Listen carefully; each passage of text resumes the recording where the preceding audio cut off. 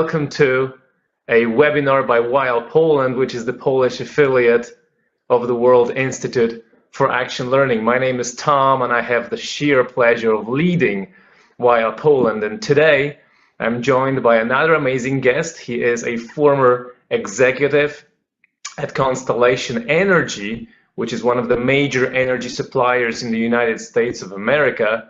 And currently, he serves as an executive coach, a consultant, and also a board member at Special Olympics. Today, my guest is Franck Andracchi. Hi, Franck. How are you doing today? I'm doing good. How are you doing? I'm doing excellent. Thanks very much for joining us. And before we move on to the very content of the webinar, let me give everybody some logistics. So if anybody from our viewers get disconnected for any reason, you can also dial in via telephone. This is a Polish number, so this is a number for people in Poland. We may have some people from outside of Poland, but those people can also see their local numbers. They should be included under a link in the email that you got when you registered for the webinar. So anyway, if you get disconnected, you can also listen to the webinar. You have the phone number and the PIN you will need to dial in. Before we move on to talking about how action learning was utilized in Constellation Energy, let me just say a few words about action learning itself, because as usual, we have some people who are very well familiar with action learning and also some people who are eager to learn, who are starting their journey with action learning. So in a nutshell, action learning could be described as a powerful problem-solving process that has the ability to solve complex, urgent, current problems and also develop leadership skills and team and organization capability. It involves small teams working on real problems, taking real actions, and deliberately learning as they go. And learning here is understood as increasing quality of work. So it's not really about learning hard knowledge, program technical knowledge, although that too to a certain extent, but it's more about drawing conclusions from how we're working now in order that we are better problem solvers, better leaders, better teammates in a moment. So it's a practical applied learning. So again, action learning is about action, solving complex problems, and learning, developing leadership skills. As a problem-solving tool, as a leadership development tool, it's been used across the world in many different organizations. We could name AXA, Fuji, Sony, Samsung, Microsoft, NEC, Toyota, and also Constellation Energy. Now, Franck, you were one of the executives at Constellation Energy, and you agreed to tell us about two cases, two instances of using action learning in your business. Let me just say to our viewers that this webinar will be mainly focused on my conversation with Franck, and also at the end you will be able to ask questions. So there will be a little presentation. This phone number and this PIN number will remain on the screen in case somebody gets disconnected. And here in this webinar, we will not be focused on the presentation, but we will be more focusing on our conversation with Franck. So Franck, if you can move, if we can move on to the first instance of utilizing action learning in Constellation Energy, the first situation, tell us some background information about that case. Okay, so the very first case I'm going to discuss was my very first exposure to action learning. E. Carson, or Dr. Carson, as you know, told me about action learning and Dr. Marquardt. And I was discussing with her a very serious employee issue I was having at a site in West Virginia, where the employee tension was leading to very poor production and the high probability of an accident. For those who don't understand the mountains of West Virginia, most of the employees at this site were related to either one family or another family. And the tension was between the two families, one family feeling that they always were getting a less than fair treatment. And the risk of an accident, the risk of paying a penalty for not meeting production was very high, and I had not had a solution. B recommended I hire Mike as a consultant. Mike came in. The format was to solve this issue.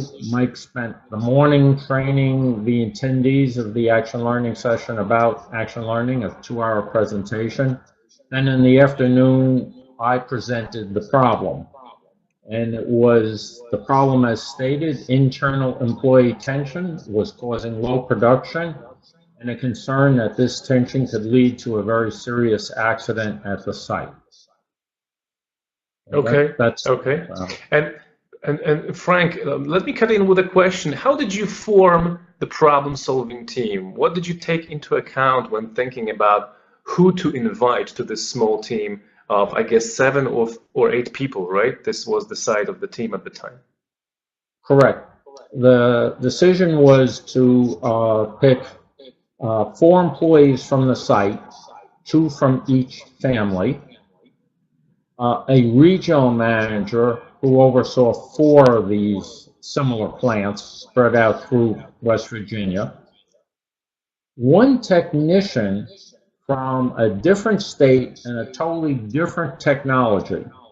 This would be our pizza person, and myself as a corporate vice president, a decision maker who had the authority to, if they came up with a solution, actually say, yes, we'll do this.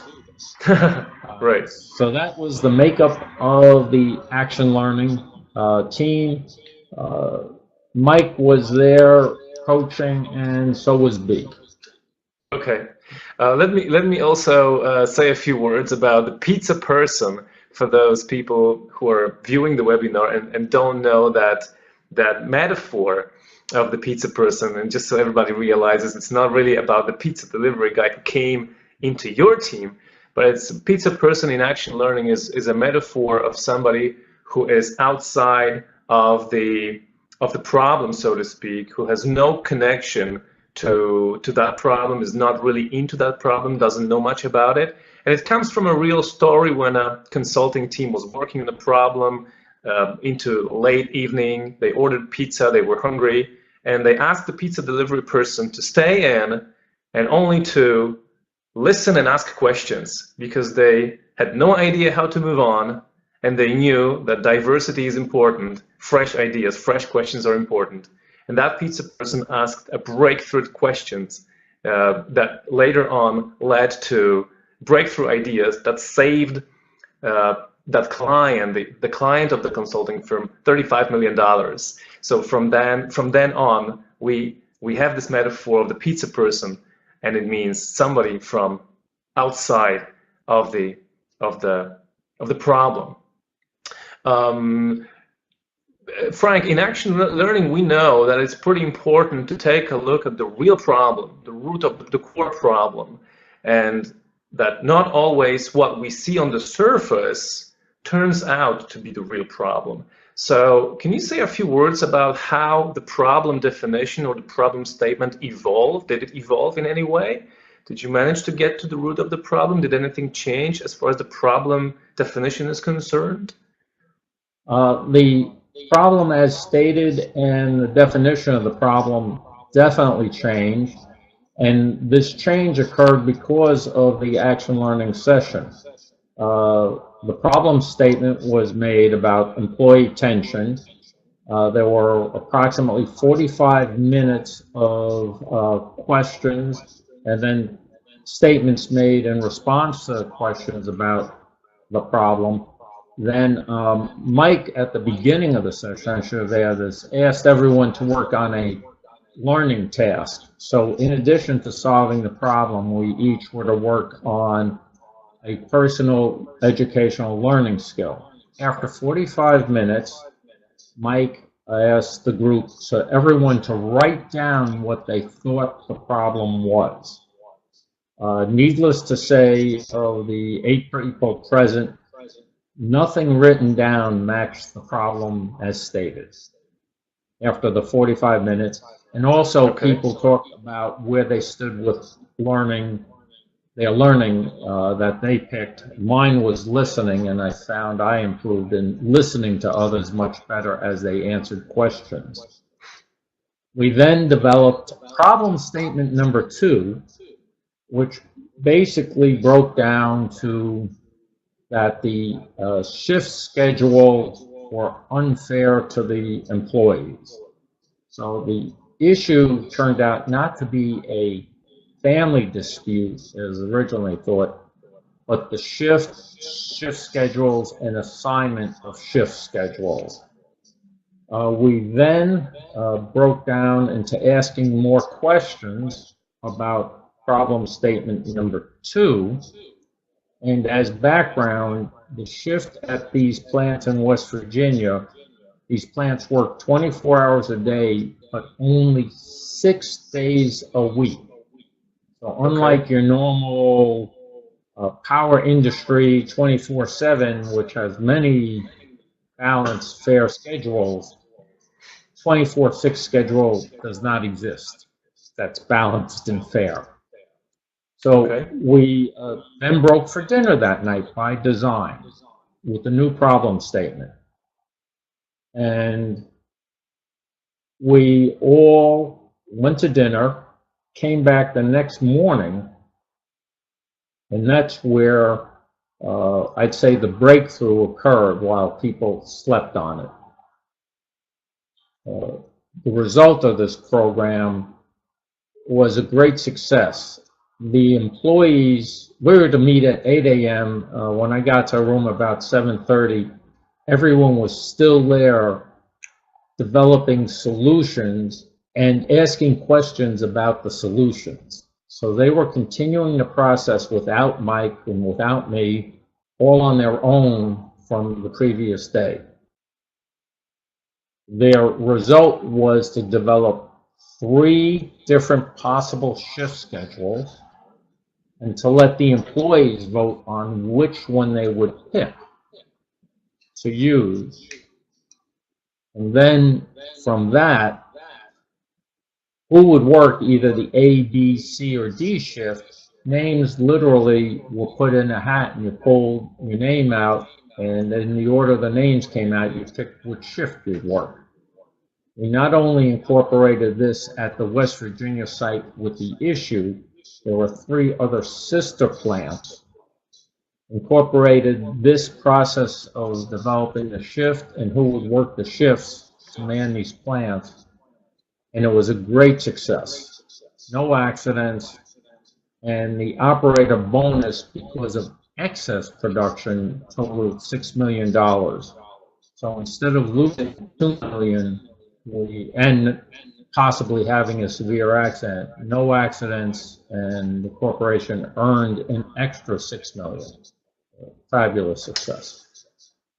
That sounds amazing.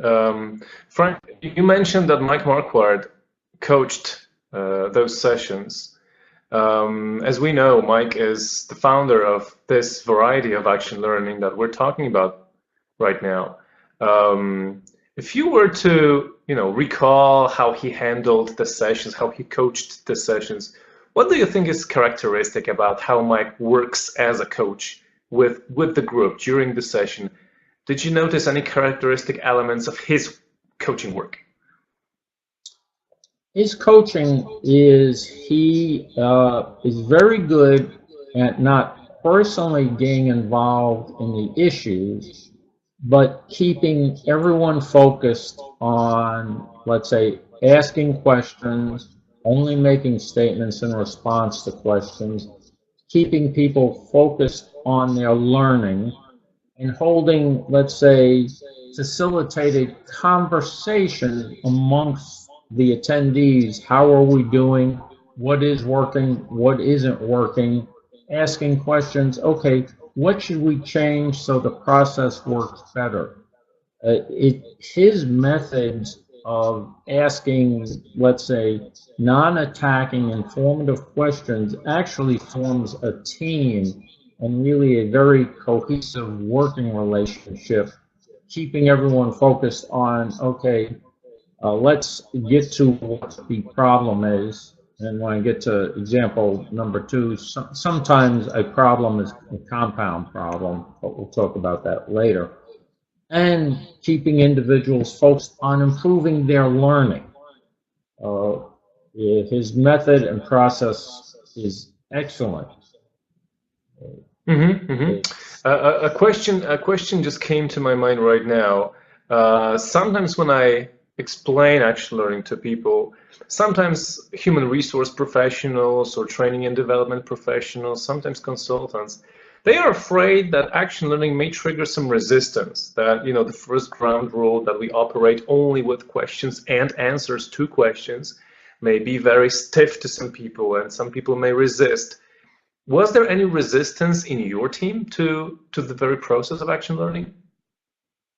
I would say there was no resistance in this particular case because everyone was concerned about the problem, but I must state I didn't understand action learning, and I really tried this almost as a last resort. In other words, it's like, okay, everything I've thought of has not worked.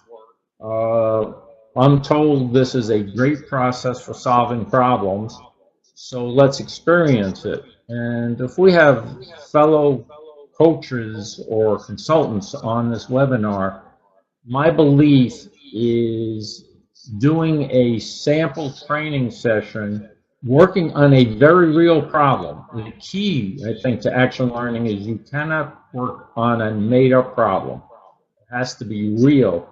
And the only way to understand the power of action learning is experiencing it. But that's I don't think you fully understand reading the book. That's my viewpoint. Right. Except for delivering a sample sessions, are you able to give any piece of advice to other coaches and consultants out there who want to do action learning and want to ensure that action learning programs are successful on the basis of that case, of that instance of using action learning, and how Mike handled it? So how, on the basis of how Mike really handled that program, can you give any more advice to other coaches on how they should introduce action learning to organizations successfully? I believe that almost all executives who reach a higher level reach there because they've learned at staff meetings, board meetings, or whatever level they're at, plant meetings, safety meetings, asking questions. Their asking questions always got to the root of the problem or provided them information to develop a good solution. So it's inherent, but it's not in their consciousness that the process of asking questions is significant for making an organization more effective and efficient. So for people speaking to executives or decision makers, pointing out that action learning not trained you in the skill of asking questions, listening to the answers, and also working on some learning tasks, and the action learning groups develop strong team and interrelationships that did not exist before. So I Thanks think so much, Frank. bringing it to consciously, subconsciously, they do it. Executives. Right. Okay.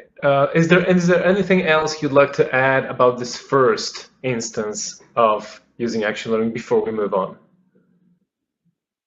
I think the key thing for me about this first was the fact that after you put the problem up, 45 minutes, having everyone write down what they believe the problem is and go through that iteration process of asking questions and then everyone in private writing down the problem statement. And I think, and I've learned this over time, typically the problem stated is not the problem. And also in some of our other action learning sessions, we have found the problem is, I'll call it a compound problem, which is really 2 or 3 problems, and then you have to decide which one of those 2 or 3 you want to work on, leaving the others to the on the side, and that's why problems linger in corporations, because what you believe is the problem, A, isn't the problem, or it's comprised of 3 or 4 subset problems. I don't know how clear I was on that, but so after 45 minutes, always writing down what the problem is, I think, is key, and keep repeating that process till the group agrees this is what we want to solve today. Right, right.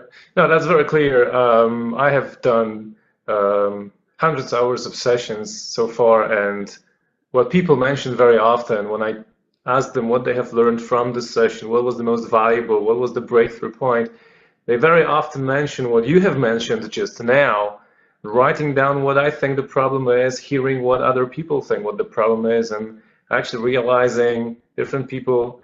It's something that everybody knows, that different people have different perspectives, but actually hearing those different perspectives makes participants realize that even better, and then that helps a lot in problem-solving process, in moving on. The very fact of writing down the problem statement and hearing different perspectives.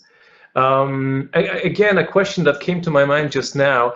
I have heard about action learning facilitators, and I have actually spoken to one, who get engaged in the problem and ask questions about the problem. So they do not only care about how the team is working, but they also go into the topic. They ask questions about the problem. They get into the problem-solving process, just like everybody else in the team, which seems to be against not only Mike Marquardt's assumptions and not only WIAL's assumptions, but actually Reg Revance's assumptions as well, because in his ABC of action learning, he did state that one of the fundamental assumptions, fundamental rules, is that whether you call him or her a facilitator, a coach, a moderator, or whatever that person leading the session may be called, it is strongly advised that that person refrains from any interventions that involve the problem, that are based on the problem, asking questions about the problem, and it's important that that person let the team work on the problem, doesn't get involved too much. You saw that in practice as an executive, not as a coach or not as an action learning trainer. What benefit of that do you see in practice? What benefit of Mike refraining from getting engaged in the problem did you see in that team? I think what that does is the group members truly see the coach as a coach, and I'll use the term not taking sides with any one viewpoint or opinion, because as you stated, everyone comes at a problem from a different frame of reference. So we might see the same thing, but we see it slightly differently. By the coach staying away from the issue, the coach stays neutral. And I think someone being neutral is critical, especially where the problems have differing opinions and differing ideas. You don't want one person or one group of people thinking the coach is siding with somebody.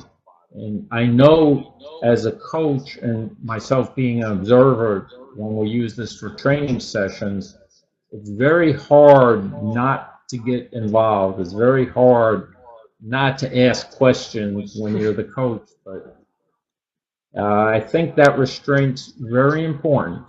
Now, having stated such, when we did go to dinner and we weren't in a formal session, the dinner time conversation was very lively and engaging, but that's in a different atmosphere and it's not in the formal training session.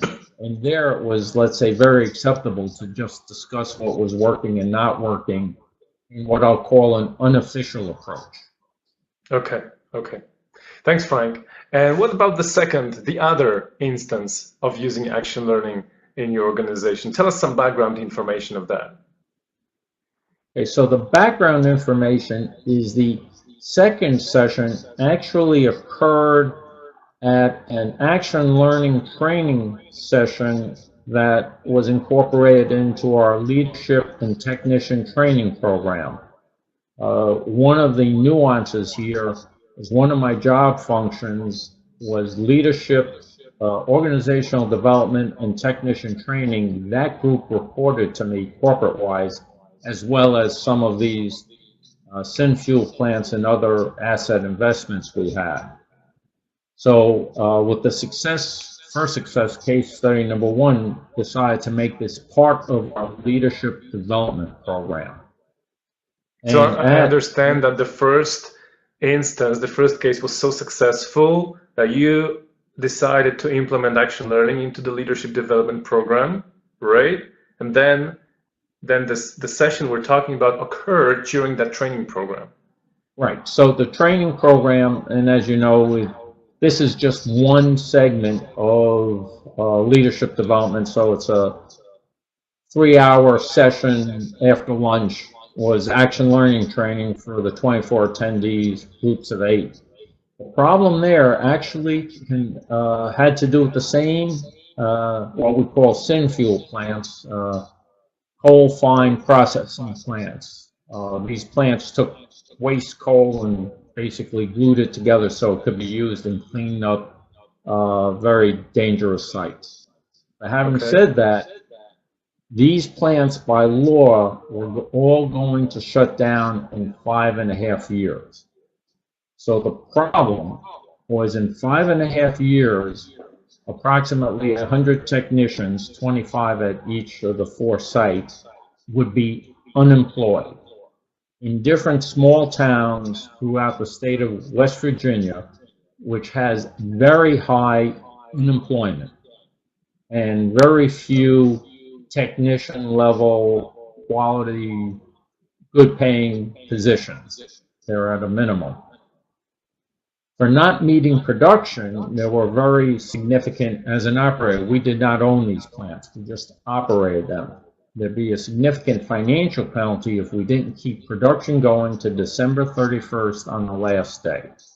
So the problem was, simply stated, how to retain all the qualified technicians at the 4 sites until the last day of operation on December 31st, 5.5 years from now. So it was to develop a retention program. Okay. At this particular table, that problem statement, that had 2 technicians from these syn fuel plants, and it was their problem. They knew they're not going to have a job in 5.5 years. That action learning session worked on that problem. So how did that session go? It went better than I could have ever expected. Naturally, there were only 2 technicians directly involved with not having jobs. The other 6 attendees / trainees, were working at plants that would be there for 20 or 30 years. They had no issue. They developed a retention program that then I had to submit. I had to put in corporate language, submit to the board of directors because it was defined. It was a defined benefit by U.S. law, so it has to be approved by a board of directors. And the end result was we did not lose 1 employee to what we call the release state. Retention program they developed included, I'll use the term, depositing an amount of X for every month they worked into a bank account that they would get on the last day on their release date. They also included a training program to retrain them in other jobs they might be interested in, and a placement program. So 2 things occurred. Or multiple things. A, this retention program, as developed by Action Learning, kept all the employees until their release date. Production stayed at maximum level until December 31st, and again, a significant operator bonus was earned. All those employees, those who wanted, did find other jobs post-release date. So the program was a complete and total success. Frank, right now, currently you're working as an executive coach also. And you participated in all these action learning sessions also yourself. What did you learn from action learning for yourself that helps you be a good coach today? I truly, in that every action learning session, I have to work at listening better and truly comprehending what people are stating. And I'll be honest, I'm still working on that. So that's a never-ending story, I guess. Yes, it taught me how to listen. It also taught me how to ask not attacking questions, but insightful questions. Asking questions that get other people, other individuals to ask questions. And I put this to work 4 years ago. I was hired as an executive coach to go to South Africa because that nation was having rolling blackouts. So scheduled blackouts due to lack of power. Okay. They had sufficient power plants, but the power plants weren't operating. So they literally would run out of power and have to shut down parts of Johannesburg, or parts of Cape Town, or parts of other cities due to power shortages. My job was to solve that problem.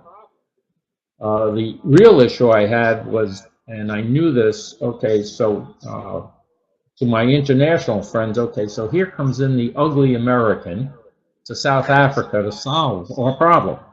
So I knew I couldn't do that, nor did I want to, because I've long learned that the people who do the work actually know what the issues are. And I think I've shared with you, Thomas, both action learning and our work belief system, where people doing the work really should be empowered to make decisions, and our job is to give them the tools to make those decisions. Correct. I went into South Africa just asking questions of the executives, people at the plants, people in the support organizations, and actually got them in the habit of asking questions about the issues. And over that 6-week period, they came up with the 5 different problems they had to address, and they came up with solutions to address the 5 different problems that were causing the power shortages. So effectively, I was an action learning coach using the power of questions subconsciously to train the people in action learning and put it to work without me ever indicating what should be done to solve the problem. Now, I did have an advantage because it was easy for me to know what the issues were based on my experience. But it was very important to me not to direct or do anything and let individuals talk through. And when I left, at staff meetings and everything, the questioning attitude was used more frequently than people just making statements. So you can use action learning even when the people aren't trained in action learning if you've been exposed to it frequently. Right, right. And what benefit from action learning do you see for managers? Because we have spoken a lot about how it really solved those problems and what measurable results we could see from implementing action learning in Constellation Energy. But what about the leadership skills? Did you see any competencies develop in those people that participated in those action learning programs? I think the key competency they all developed was the ability to ask questions, listen to the answers, discuss the answers, ask more questions, and drill down to the problem. And I've seen it in the control rooms because, as I mentioned, we not only had leadership in our training programs, we had the technicians who do the work. And you could see it at morning staff meetings where there might be an issue at the night before, And as they shifts, just each technician or leader asking questions about what happened before, after, and just, I guess, an overall improvement of drilling down to what the issues are. So it really teaches you how to ask insightful questions, and it teaches you that the problem, as stated, most of the time is comprised of 3 or 4 problems, and how to drill down and break apart a compound problem into its parts. Frank, also, you still are in touch with business organizations. Sometimes you serve as an executive coach. When you look at the business today in 21st century, 2018, how do you think organizations can make best use of action learning today? I think action learning is excellent for today's environment, because the environment's changing so quickly, and the parameters around you. It's the ability to, as you ask questions about things, and it gives you ideas about items that you were not consciously aware of before. In some of the leadership development I work on in Leaders of the Future, I think people have to be skilled at controlling what's in their control, influencing what's out of their control but they can influence, and then understanding the outside world that they have no control over. And then with their group, holding not discussions, but asking questions about each of the components that might affect them in the future, lets you see answers that on the surface you would not have seen before without that process of asking questions to the whole group and having the group ask questions. I don't know if that's clear or not, but it's something I've used, and I find it works rather well. I get the impression it's clear for me. We will have some time to answer questions in a moment, so if anybody needs to ask a follow-up questions, I'm sure they will. One last questions before we move on to Q&A session.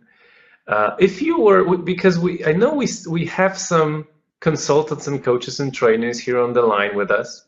If you were still an executive working for a large business organizations and you wanted to hire a coach or a consultant, what qualities or what behavior, what would you be looking for in that consultant in order to hire the best person? Well, this is easy to answer, since I was the person that hired consultants for Constellation Energy. So okay. What I looked for when I would hire consultants was an individual who had the skills and knowledge to help train the leadership and or technicians, not only train them, but give them the tools and information they needed to be successful at the job. It was to advise, keep us focused, almost like Dr. Marquardt did as a coach. You know, keep you within the boundaries of what you're trying to achieve, but also provide you and teach you, provide you information, help educate you, and advise, but not to solve. Because if they're there to do the work, if they come in and try and do the work, then why aren't they just working for me doing the work? They're to help take our organization to another plateau that it currently is stalled at and move us forward. So I'm hearing it's important not only to be able to use tools such as action learning and ask questions, but you would probably be looking for a set of skills in a consultant, like using some coaching tools, or maybe ability to advise, maybe also ability to educate and train people in some skills. Is that correct? That's correct. That's correct. And to really keep the team focused. In other words, you always would have to start a meeting or a session with what is our end objective, why is that our end objective, and then the consultant help you down the path of achieving that objective, to help guide you. So I'm hearing it's a person not only who just does the work that was assigned by the organization, like yourself.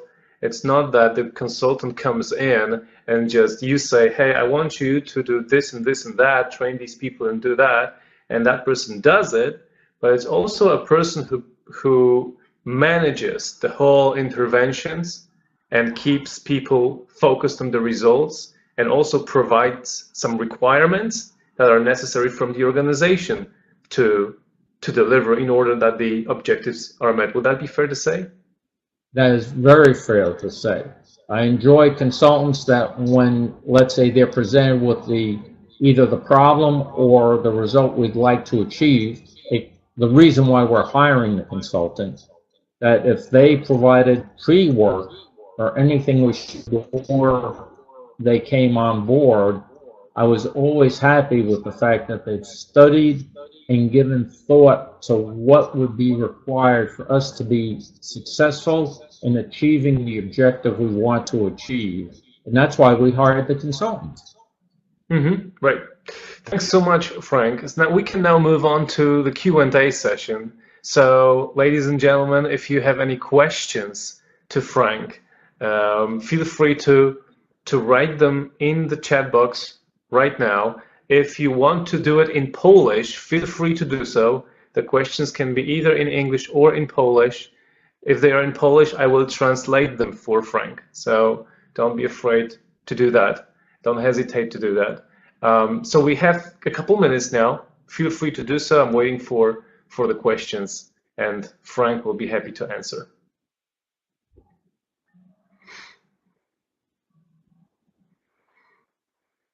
Okay, I can see the first question coming up. It's not yet there. I saw someone was typing something.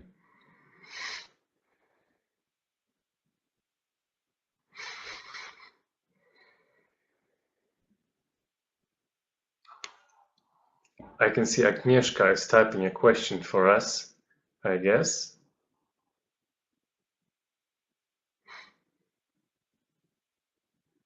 And so maybe before the questions come up, I can see it is taking a moment. Let me just say a few words about work you can learn actually. The nearest workshops in Poland that are coming up, if you want to learn more about action learning and train yourself as an action learning coordinator or action learning coach, these are the dates, the foundations. The first part of the certification workshop is going to take part in late April this year. And then we have a five-day intensive program, which is an intensive entire certification training course from 12th to the 16th of June 2018, also in Warsaw.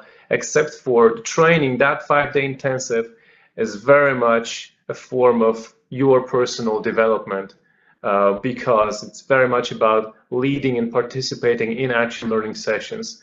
So what people are leaving with is not only knowledge of action learning, not only ability to perform action learning, but also their own personal development of skills, insights, awareness about themselves, how they operate in a group, how they communicate, solve problems. They get a lot of feedback. So that's how 5-day intensive program works. It's very intense, not only in terms of learning, but also in terms of personal development. Agnieszka is writing a question: how to convince companies that action learning is better than other learning methods. So to paraphrase Frank, if you didn't know anything about action learning, and you know that there are different methods, what would convince you to use action learning? What would be that spark that would convince you to try? I think the spark would be the fact that action learning has been used very successfully by major corporations such as Constellation, such as Boeing, such as Microsoft, and you can run down the list. It's part of DuPont's leadership, where to be an executive in DuPont, you have to be trained in action learning. I over the years have gone to many problem solving, and obviously being in the power industry, your Six Sigma and your root cause analysis and all these, I have my personal experience, action learning was the most flexible, adaptable process to drive you to a solution quicker. And I really relate this to the way your mind thinks. If you think back to grade school, when a teacher's talking, your mind is, especially this springtime, your mind's outside looking at the trees, seeing when can I go outside and play. That teacher asks you a question, your brain works in a totally different manner, your thought process. So it's been one of the most powerful problem-solving tools I've seen. Now, to say it's the only tool be incorrect, because other tools are needed, but to have action learning as one of your foundational tools, especially in developing leaders and teams, as you can tell, we put it in the training program because I saw the power of it. And it's just showing examples to the executives of how it is an excellent supplement to what they have done. And once they experience it, they'll be convinced. Frank, another question from Maciej. How were the coaches chosen for the sessions of action learning that you participated in? And was the coach always you, or also sometimes, or also someone else, and why them? So how were the coaches chosen for the sessions that you took part in? Okay, so I've never been a coach, an action learning coach. I know how to do it, but I stay on the sidelines. The coaches were certified people, Dr. Marquardt, B. Carson. We also had a person working for me trained as a coach. So I would go outside, and I had internal coaches trained and certified, so I wouldn't always have to go outside and hire someone to be a coach. But they always were a fully certified action learning coach. Dr. Marquardt says I could easily be a coach because I've sat in so many sessions as an observer. But I've always learned from it. I hope that helps answer the question. Okay. Thanks, Frank. If any other questions are there, feel free to type them in. We still have a couple minutes to answer your questions. So if there are any other questions, just let us know. I'm going to give you a few seconds to type in those questions. I can't see anybody typing. If you still have some questions, as I will be speaking now, feel free to type them in. Let me give you some information about our next webinar, which will be in Polish, which will be done just by myself. And the topic of the webinar is, what is the difference between action learning and an encounter group? An encounter group is a rough translation of something that we in Polish call trening interpersonalny. So I will be speaking about the difference between the two, because there certainly are some similarities, especially given the fact that encounter groups in Poland are also specific. They're probably not the same as in the United States. They are a way of developing people's skills, but also a way of experiencing work in a group. So there's definitely some similarities. There are some differences. I will be speaking about them. You can already sign up for that webinar on WIAL Poland website. That's wialpoland.org. If you go to webinar at wialpoland.org, you will see our current webinar with Frank, but underneath there will be a link to registration for that next webinar. If you're interested, I encourage you to take a look and sign up. Ladies and gentlemen, Evelina, I think, is typing something.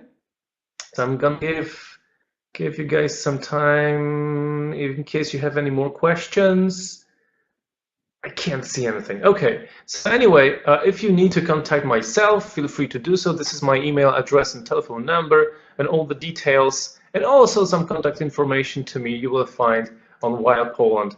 www.wildpoland.org. Ladies and gentlemen, thank you very much for participating in this webinar. Thanks so much for being with us today. It was Tom Janiak speaking to you from WIAL Poland, and Franck Andracchi from East Coast of the United States of America.